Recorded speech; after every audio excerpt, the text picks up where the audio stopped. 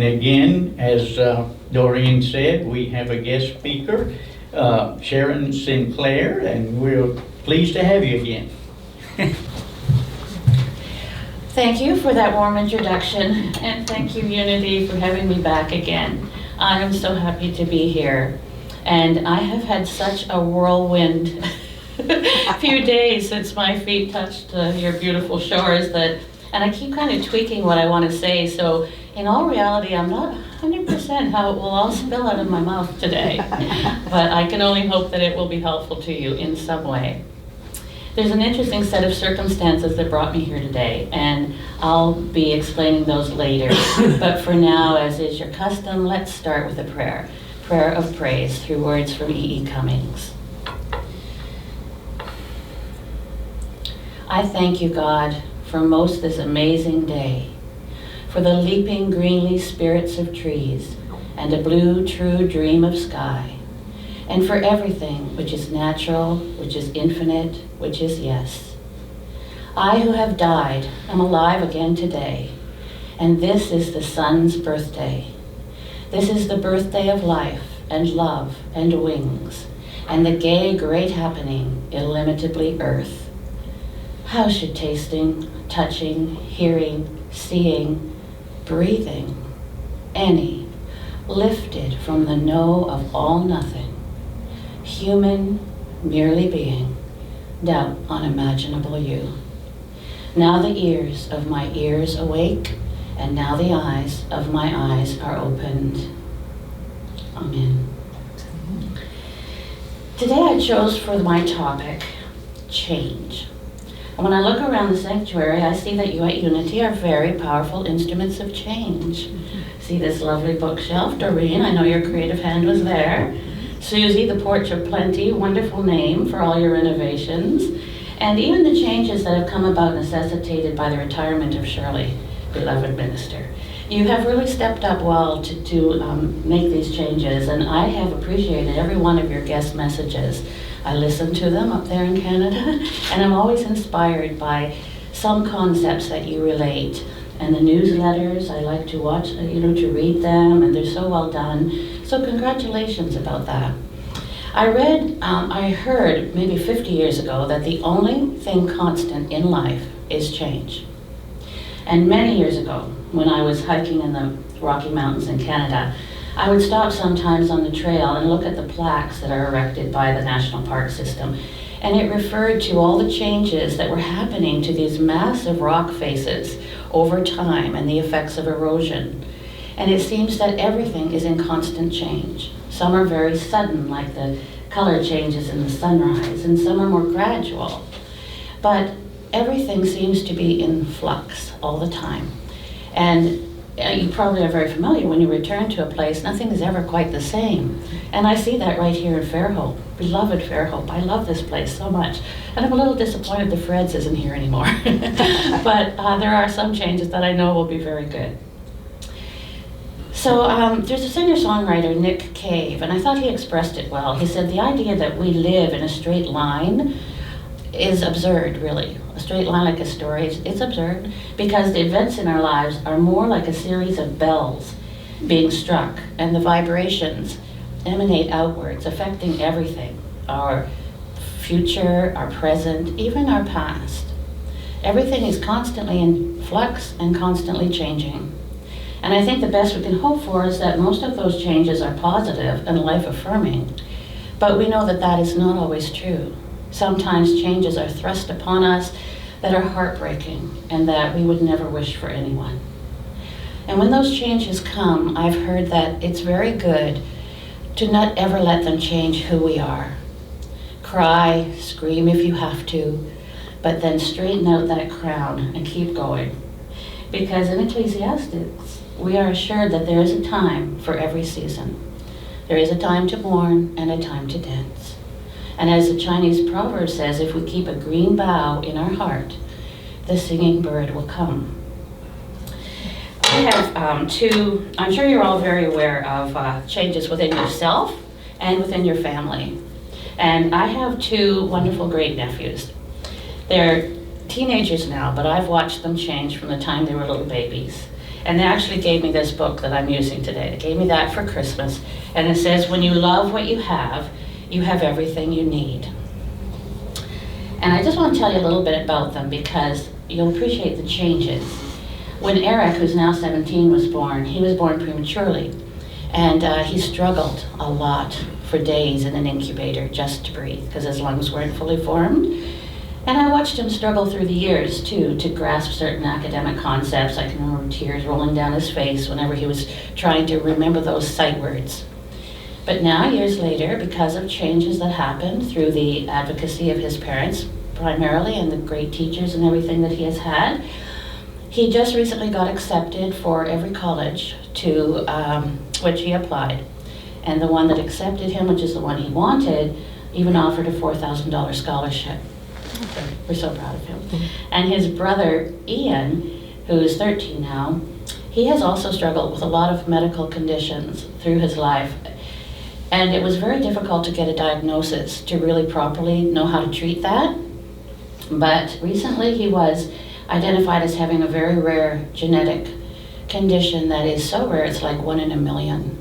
So he's going to be in a very longitudinal study now from the Hospital for Sick Children in Toronto to try to find out the best way to help children with such rare disorders. But Ian never gives up. That's his basic philosophy. He says, well, I just never give up.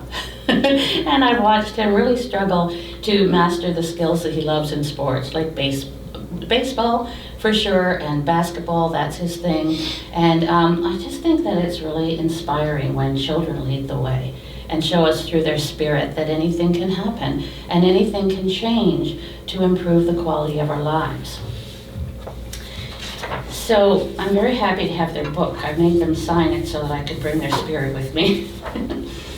And this aspect of struggle has always intrigued me with change because I also watched the boys' parents really struggle to get them the medical help that was out there and the resources that were available. They were wonderful advocates. But it wasn't easy, because they had their own life, their work, their family, but they really struggled. So I think it might have been something about this aspect that I've seen with struggle and change that had me think of a concept a few years ago, which I call precious gems. Because today I really don't want to focus on the changes that are thrust on us that we have to cope with. I'd really like to talk about the changes that we choose to make that will help us evolve and grow and have what we want. So it's an acronym really, Precious Gems. And if you think of the letters of the words, precious is standing for personally realizing exciting changes in our unique struggles. And 4 ways that I think are really important to remember are the GEMS, G.E.M.S, gratitude, enthusiasm, momentum, and self-esteem. So I hope you all have a little packet. Did you get one when you came in? Because I didn't personally greet you, but I'm happy to see you. Have what? Okay, so I just want you to look through there and pick out one that you might identify as being your gratitude gem. And just hold on to it while I tell you a few poems and things about gratitude. I know that B.Y. Williams wrote a lovely poem. He says, "Take what God gives, O heart of mine, and build your house of happiness. Perchance some have been given more, but many have been given less. The treasure lying at thy feet, whose value you but faintly guess, another builder looking on would barter heaven to possess." And I've read that gratitude lifts our eyes from what we lack so that we can focus on the blessings that we possess. Eckhart Tolle refers to that as well when he says acknowledging the good that we already have in our lives is the foundation for all abundance. And I like, let me think of his name now, Sean Acker. He has something called the Happiness Advantage, and he claims that we can actually rewire our brain to have more happiness in our lives by daily recalling 3 things for which we're grateful for 21 days. Worth a try, isn't it? Yeah, and I like Maya Angelou's assertion that let gratitude be the pillow upon which we kneel to say our nightly prayers. So it is very important to stay rooted in gratitude. But if I could add one thing to the idea on this book, when you love what you have everything you need. I would add, when you love what you have everything you need to manifest what you want. Because I think our needs and our wants are very different. And it seems part of our human nature to always be striving for something more to improve the quality of our life. And when we do that, I think the impetus for change comes from an idea that there is something that we want more of. And that same singer-songwriter expressed it this way. He said, follow your ideas, because on the other side of the idea is change and growth and redemption. Create your spirits, call to them, speak to them, will them alive. It is their impossible and ghostly hands that draw us back to the world from which we were jettisoned, better now and unimaginably changed. So once you conceive of something you want to change, one of the elements to make it happen is enthusiasm. So just choose another one that you think might represent enthusiasm to you. Again, I read so long ago that in order to do great things, one must be enthusiastic. And Thomas Edison said that if you pass enthusiasm along to your children, you will have left them in a state of incalculable value. And I think sometimes what fuels enthusiasm is the belief that we are following our dream. We're pursuing something that is true to our nature, that is very important to us. And Langston Hughes says, hold fast to dreams, for if dreams die, life is a broken winged bird that cannot fly. Hold fast to dreams, for if dreams go, life is a barren field frozen with snow. And we know all about those frozen fields with snow, don't we? We were talking this morning about how cold it can be in the northern areas. So I think that sometimes we find ourselves between dreams. That's kind of where I am at the moment, and maybe some of you are too. Maybe a project is finished, or a relationship has concluded, or something that you've been working toward is finished, and you're not quite sure what the next part will be. You're vaguely aware that there is something nudging you towards a change, but you're not there yet. And I think it's good not to stress or be anxious during those phases, because it's like they are preparing us for what is going to happen next. And they also provide a wonderful opportunity to practice what the Greek and the Christian concept of agape is. That kind of love that we have for Christ, for God, and that He has for us. And that is often manifested in service to other people. I wrote a poem last year about that, and I'll just share a couple verses with you. I called it Dreamscape. I thank you, my friend, for your dreams to hold, till I find again a dream of my own. I saw my dreams as they floated free, like heavenly mist from a soul released. In a whispered promise, they dropped a seed, far from my vision, but not my need. So now I wait for that seed to sprout, a dream that time will turn inside out.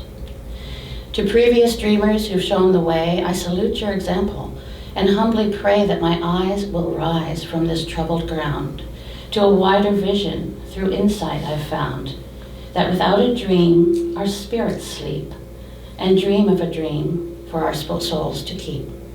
Till I awake, your dreams I'll hold, and share one day with a dream of my own. So I think with patience and trust in the universe to align ourselves with our dream, the idea will come. Richard Bach claims that we are never given a dream that is without also being given the power to make it come true. And power generally implies action. A variety of writers have alluded to this concept with whatever you can or dream you can, begin it. Boldness has genius, power, and magic in it. Only engage, and then the mind grows heated. Begin, and the work will be completed. So we need to act. You know the saying that if you don't move forward, we will always be in the same place. And that brings me to the momentum gem. So if you could choose another one, and that's going to be your momentum gem. This is a particularly important one because a lot of dreams fail at this stage. We lose our momentum. And momentum has been defined as a moving force that overcomes resistance. I'm sure we're all familiar with New Year's resolutions, making great resolve that we're going to change something. I saw something funny on Facebook once, and it said, I'm going to open a gym and call it Resolution. And for the first 2 weeks, it will have exercise equipment. And then it will turn into a bar for the rest of the year.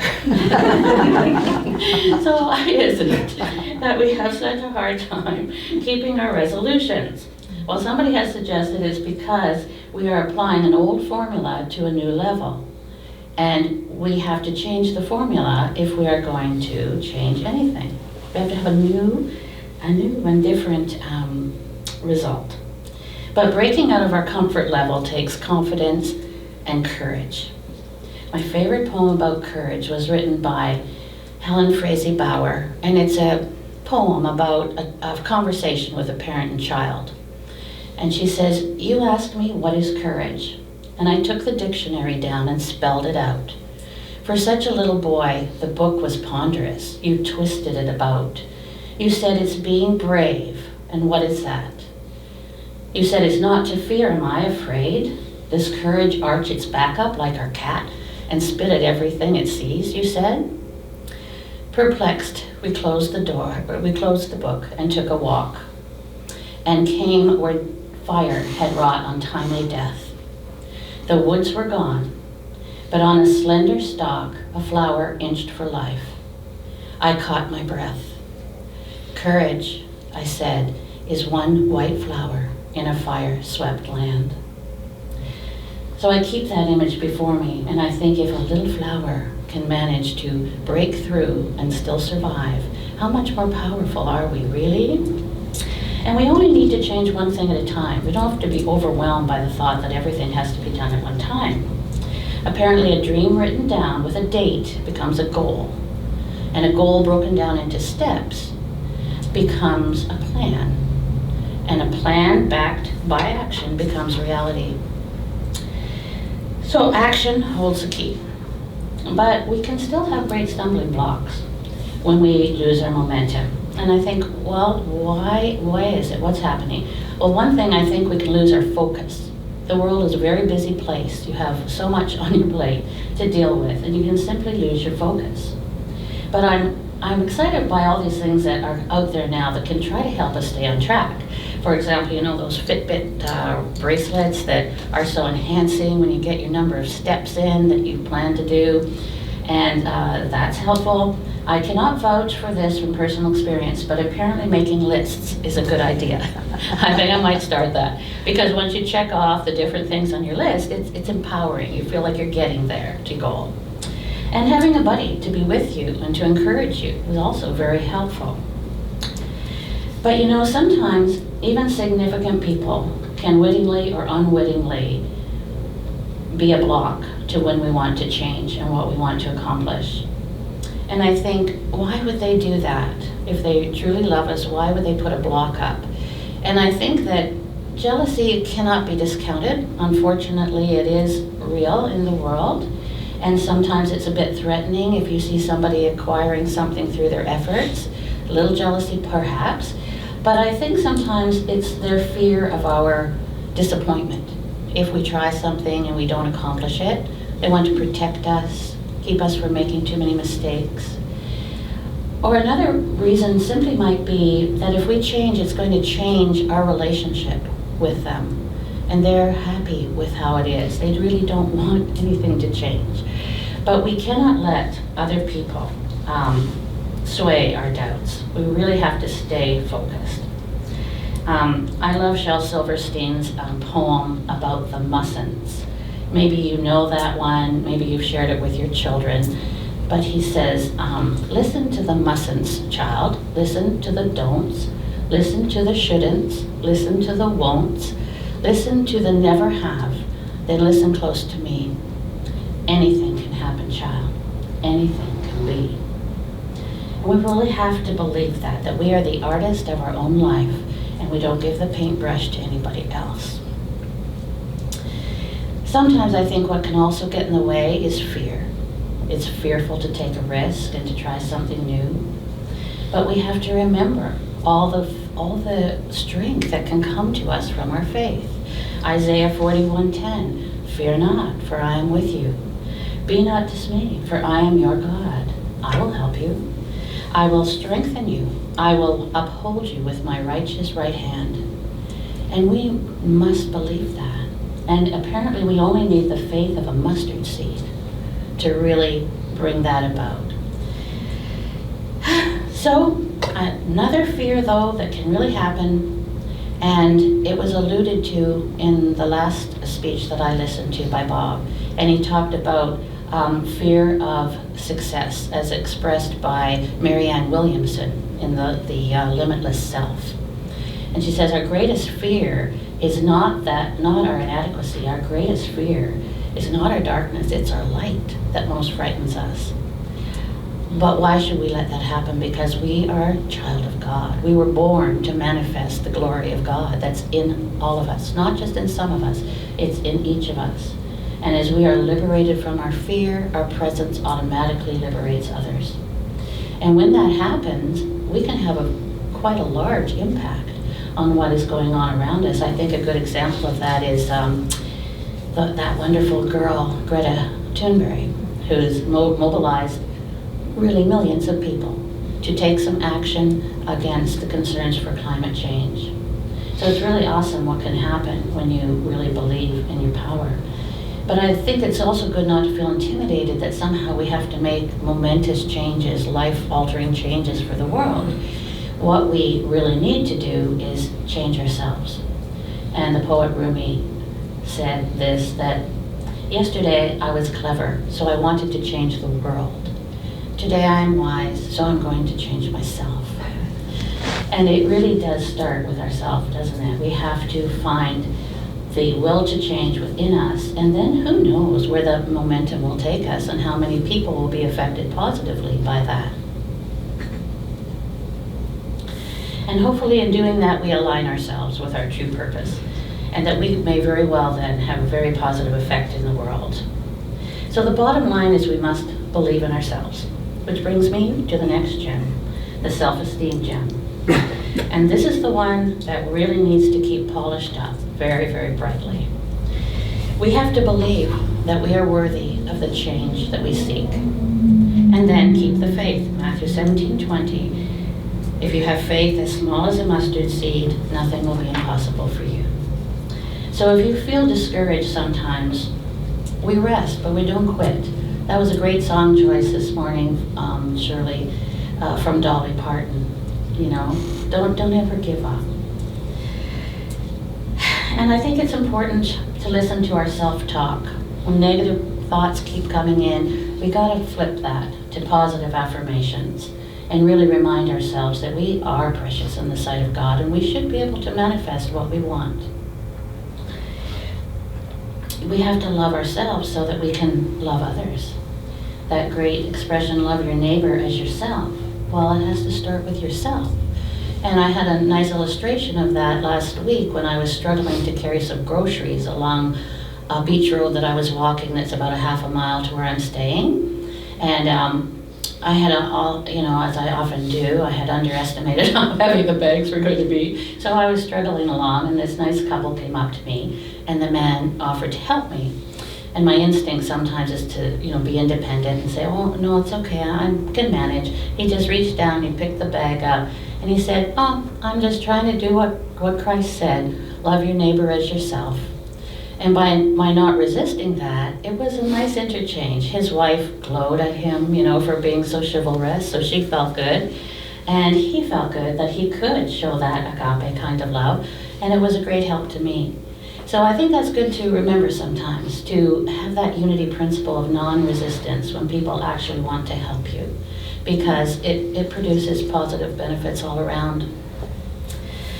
And one of the things that I think is really good are those 4 questions that I introduced last year.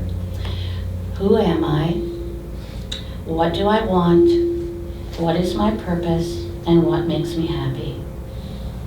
That will sometimes help us to identify change that we want.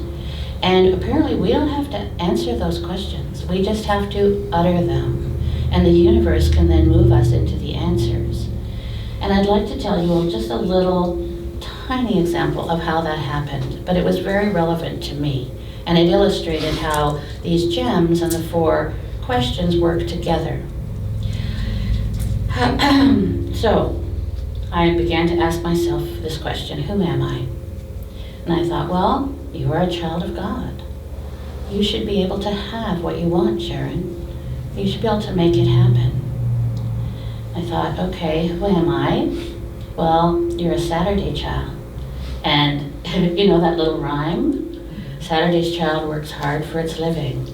And I think that could apply to anybody born on any day, but I do work hard. And so I thought, yeah, I need a holiday. I really would like to have a vacation. Who am I? Well, ever since a child, I know that I was simply born to be a poet.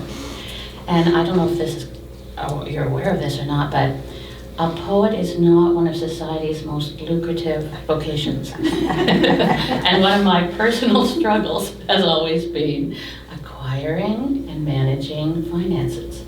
So my bank was clearly telling me by the statement that I don't think anything's going to happen for you in that area. But I thought but what do I want? What makes me happy? And I'm very grateful that I live in Canada. It's a beautiful country. It's always ranked as one of the most desirable countries in the world to live. But what do I want? I really want to get out of Canada in the winter because I can't stand the cold. You know, some really good Canadians get out there and they ski and they curl and they skate and they embrace the winter. But no, not me. I want to hibernate like a bear. So I thought, what makes me happy, what really makes me happy is walking the beach at sunrise. And I think it's important to understand that what makes us happy may not make anybody else happy. You know, there are a lot of people, I know them, who would think that is the last thing in the world I want to do. But they have their own source of happiness. And it's really important to identify really what makes us happy. Because that is like a direct communication with our spirit and our soul. Something that is interesting to recall is a statement that my spirit is tired of my life. And sometimes we get really burdened and bogged down and we don't spend enough time thinking what makes us happy and then try to make that happen. So I started again going back to, okay, who am I? I thought, well, right now, although I'm a poet, I'm working as an assistant for my sister-in-law who has Parkinson's disease. Like a personal assistant to her, I help her manage her large rural property, and we also have a rescue operation going for feral cats. So we have 14 feral cats and a golden retriever. And I was thinking about that, and from nowhere, really, an idea came to me about something I had read, and it said, when you know your worth, you will stop giving discounts. And I thought, well, you know, maybe I've given a few discounts over the last 5 years. I'm employed there by relatives, and they're kind and generous and lovely people. But had I been employed elsewhere, I would have been entitled to vacation pay. So when I calculated 4% of my salary over those 5 years, and you know, it came out to exactly what I would need to go south for a month. So I called up my friend Mary and I said, you know, Mary, I have an idea. I think I'm just going to ask for a bonus. It's not charity to me. I deserve it. And so she said, okay. And then I call her back in a few hours after I've talked to my family. And I said, okay, Mary, it's all set up. I'm going south for February. She said, what? You made it happen? And I said, yes. I said, I think it may not have occurred to them that that would have been an appropriate gesture. But once I asked them, it was like, well, of course, we will do that for you because we value you and we want you to be happy. So they put all the things into action. Nancy got the airplane miles on her visa, and fortunately, price-wise for the condo, this wonderful landlady gave me an incredible deal. She said, you know, we usually just rent to family and friends, but we really like to help people fulfill their dream. Pretty wonderful concept. Now, I just learned last week, however, that she's going to have to sell her condo, so she may have helped a few too many people with their dreams, but it worked out fine for me. And I thought, okay, well, I'll go south, but this year I especially need the beach, so I won't plan to go to Fairhope, even though I've been coming here for about 12 years, for at least a little bit of time.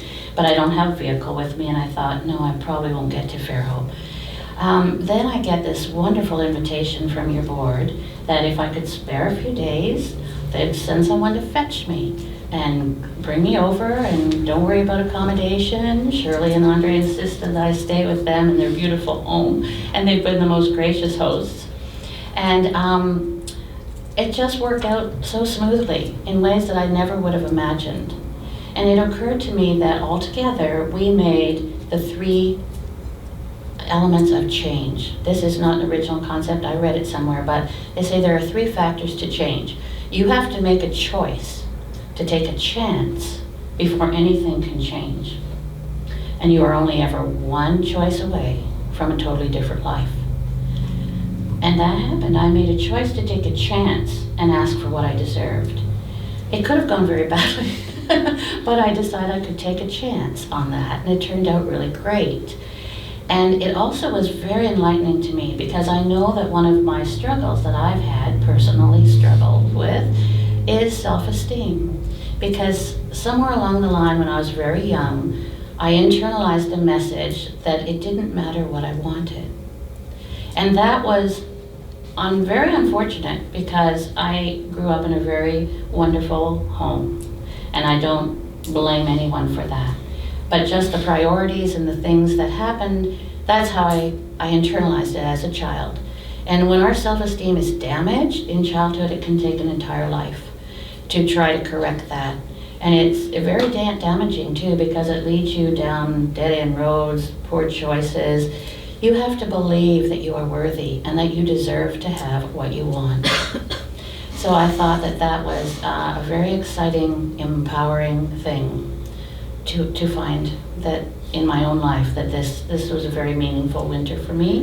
And I want to thank you all for being part of that, because you've made a real difference in my life, and I'm so grateful to look out and see all these faces of people that I've come to think of as family, and so much love, so much love in the room, and new faces that I hope I'll get to know better as time goes on. So I think now I would really like to do a meditation with you.